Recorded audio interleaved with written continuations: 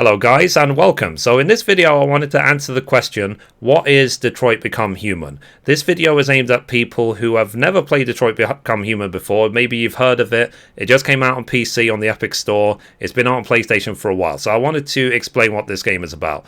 Part of the reason I'm motivated to make a video about this game is because I absolutely loved it. It was one of my favorite games in 2018 by a huge margin. So the game is based around a world where androids are normal. They're androids being robots who look like humans, essentially. So think like Terminator. Think so many different things. Now, in this world, you have three main protagonists that you follow the story of, and they're all androids. So you have Connor, who you see on the screen right now. He's played by the actor called Brian DeChart. Marcus, who is played by Jesse Williams, and also Kara, who is played by Valerie Curry. Now, in this game, there is a virus or something. There's something going on with these androids. And Connor is one of the androids sent by CyberLife, CyberLife being the company who made the androids, to try and investigate what is going on, and so on. Now, this game was developed by Quantic Dream. It's published by Sony. Now, the game itself, you can see that graphically it looks really, really good. Also, as well, the acting is top-notch, like it's really, really good as well. And what you'll find in the game, there is a deep intertwining story between the three protagonists of the game. And it's your job to decide which way you're going to go. Are you going to be good? Are you going to make good decisions? Are you going to make bad decisions? It's up to you. And there is a branching storyline in the game as well. So if we go to the menu, you can see here there's a flowchart. So the flowchart basically it's almost like a screen of all the choices you've made previously. So the replayability of this game is if you want to just see every combination of choices you can make in the game and see the different outcomes of it. So the first time you go through, obviously just make whatever choices which feel the most natural to you, just for the sake of it, see how the story of the androids develop. But then if you want, like I said, the replayability, you might be motivated to see all these alternative endings. Every mission has got alternative ending. And also as well, the choices you make in previous missions do affect the future missions of the game as well. Now, Quantic Dream are known for these sort of story-based and choice-based games. Your choices really matter. So games like they've made in the past, like Heavy Rain and Beyond Two Souls, it was the same thing. So it's down to your ability to make certain choices in certain situations affects what playthrough you get. Also as well, you will find that there is just such grave consequences for the choices you make. Like, it is literally the difference between life and death between the different characters. So I would say as well, don't take it lightly, basically. So in this game, you should really invest in the story. Pay attention to everything around you. Do see what you need to do. The controlling is interesting as well. So it's not like your standard adventure game. You can see prompts always on the screen of what you need to do. So you need to look at things, and you then need to select what I'm going to do. So for example, here's one of the very first choices you make in the game. Do you leave the fish on the floor to die, or do you save it? Of course, I'm going to save it. So because if you don't put him back in the water, he's literally just going to die.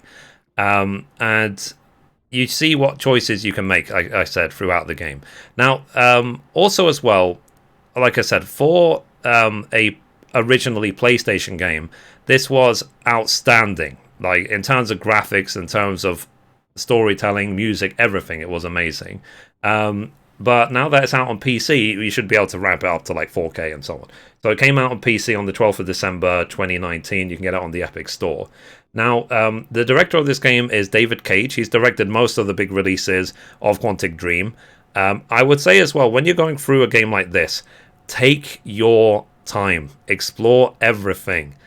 Because you will only have your first impression of the game once.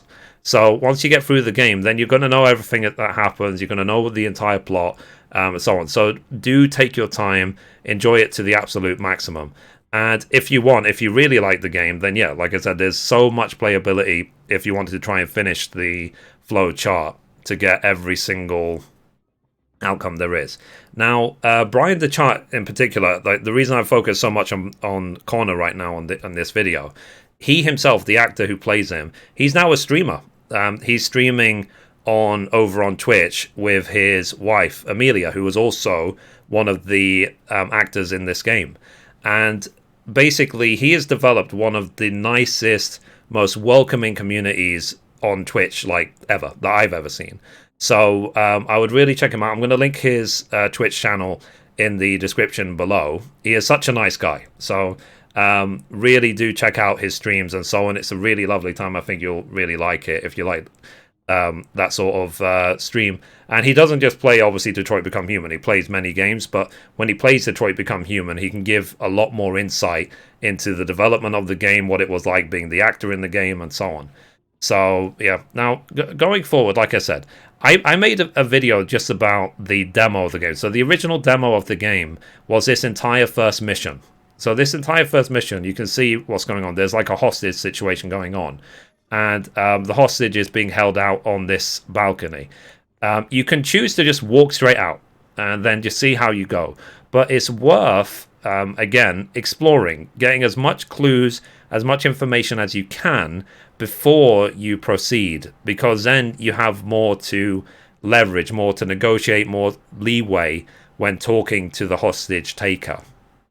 So, and you can see as well on the screen above me, it's always telling me what you should do. It's telling you, it teaches you the basic controls and so on. But don't worry, it's not a very complicated game. Like, you'll get your head around the controls, hopefully, like before even the first mission is complete. So I highly recommend this game. It's a brilliant, brilliant game. It touches the feels very, very much. Like, believe me, when I got to the ending of the game, I won't spoil it, but it literally took my breath away. I could not breathe, because of the emotions that were running through me.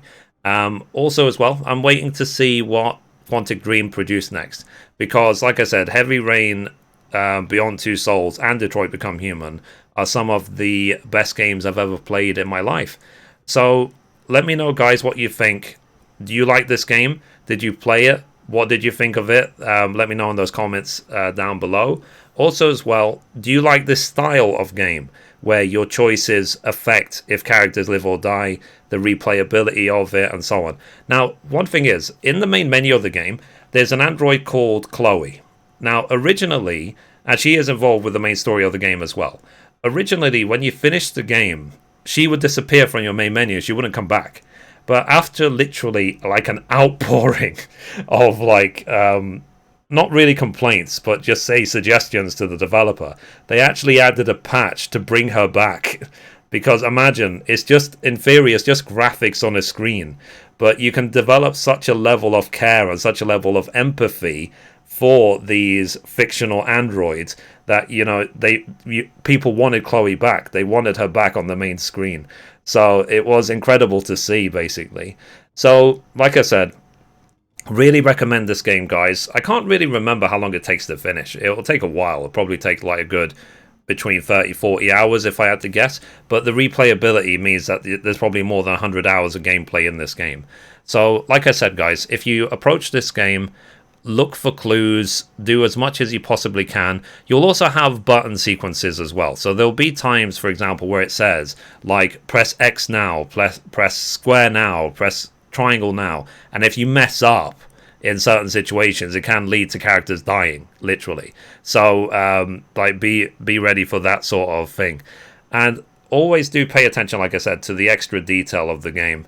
Like I said, this is a sort of game where you really should pay attention to the story, because I know that there's a lot of gamers who skip the story to try and get to the end, but this game is just about the story. So if you skip it, you might as well just not play the game. That's my opinion, of course, but that's how I really, really feel.